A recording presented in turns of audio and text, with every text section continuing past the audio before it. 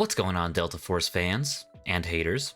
This current season of Delta Force was pretty underwhelming to say the least, but in today's video, I'm going to be going over some pretty exciting leaks involving the next season of Delta Force, and I want to go over the next weekly update making its way into the PC and mobile versions of the game.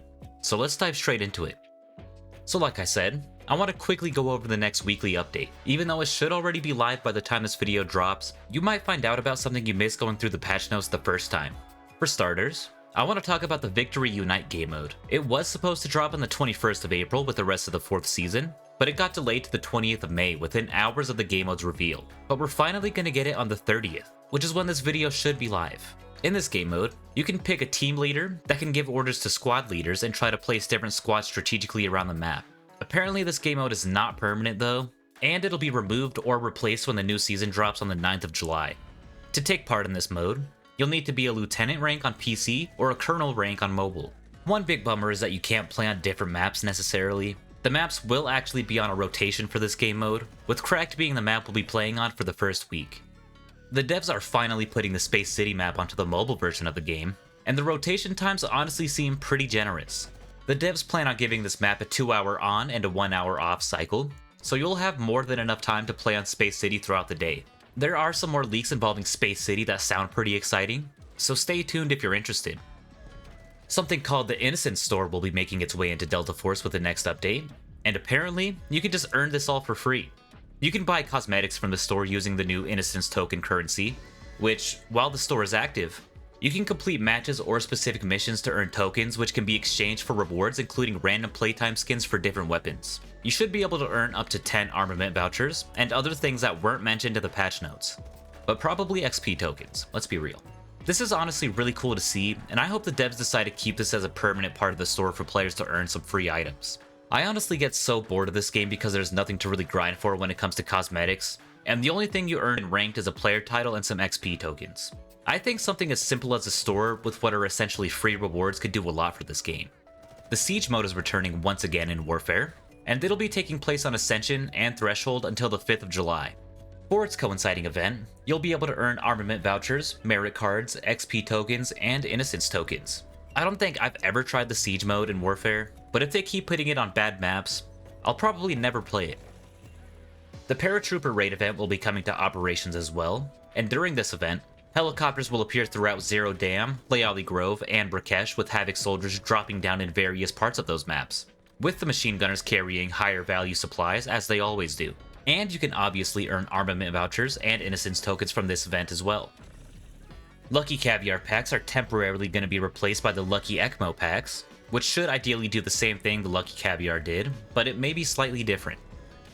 The K437 is going to be taking its place in the Expert Choice event, and all you have to do is log into the game to earn this AR and use in Operations for no cost at all. The devs have also decided to make the Sub Rosa and Inky Reflections permanent in the game, so you can spend as much time as you want grinding tickets to buy draws. Aside from all the event changes, we have a couple of bug fixes. In Operations, purchasing ammo from the auction house would sometimes fail, and I assume at the worst it would take players' money away from them without giving them said ammo, or the process just wouldn't go through. But regardless, that has been fixed. Level packs would occasionally display an incorrect end time. That has been fixed. The Gaze skin for the assault helicopter wasn't showing up in the Battle Pass rewards. That's also been fixed. The walls near the staircase in the underground passage of Zero Dam was missing some collision, which has been fixed as well. And there was also an issue where a player's mag capacity would double after being hit by the Sonic Trap, which has been fixed. Now that we have the patch notes out of the way, let's talk about the leaks regarding the next season. Operations players should be expecting a new map and game mode dropping next season. The new map is going to be called Prison, with the new game mode being called Operation Jailbreak. This map is going to be on an isolated building with multiple jail blocks and wardens that you'll need to take out in order to escape before you can start looting for gear to take on the new boss called Raven, and eventually Extract. But if you spend too much time running around, you may be stuck in an interrogation room, where you may or may not need to tunnel your way out to escape. But keep in mind that these are leaks, and things can change by the time this stuff actually releases. So things like digging a tunnel or the interrogation room might not be in the final version when it drops. As for Warfare players, you should be expecting to finally get the fighter jet.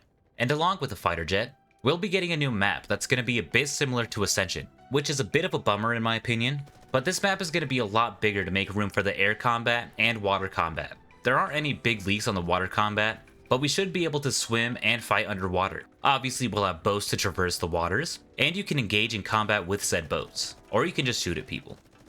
The point is, we'll soon be able to traverse ground, air, and water. Coming back to operations for a moment, we're going to see a pretty big rework of the Space City map. Big enough for them to call it Space City 2.0 apparently. Like always, there isn't a whole lot to talk about, but we should be getting water combat mechanics in this new version of Space City, as well as the new prison map. In Space City 2.0, there's going to be underground tunnels you can swim through or travel by boat, and there's going to be some different areas in the map you can swim around. The devs are going to be adding some new lore to expand upon the story of Delta Force during the time the multiplayer takes place, but unfortunately, we aren't going to see any of these changes until Season 6 at the latest. There's one thing a lot of people were excited for this season, but we never got it, and that would be the compound bow.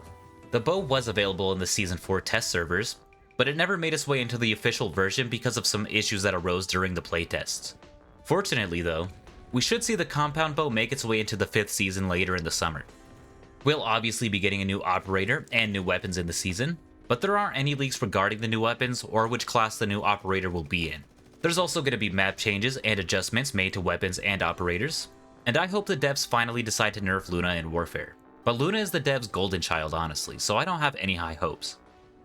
It's honestly pretty insane that the devs have completely dropped all communication with their player base, but luckily, we still have a few prominent leakers that are willing to share some information that the devs neglect to talk about. But what are your current thoughts on the next season of Delta Force? There aren't a whole lot of leaks, but the leaks we do have seem pretty promising. If you want to keep up with the Delta Force news, then consider subscribing for more videos in the future. I stream mainly on Friday and Sunday, and sometimes Wednesday, so come stop by and chat. There isn't a whole lot to say besides that, so I'll see you all in the next video.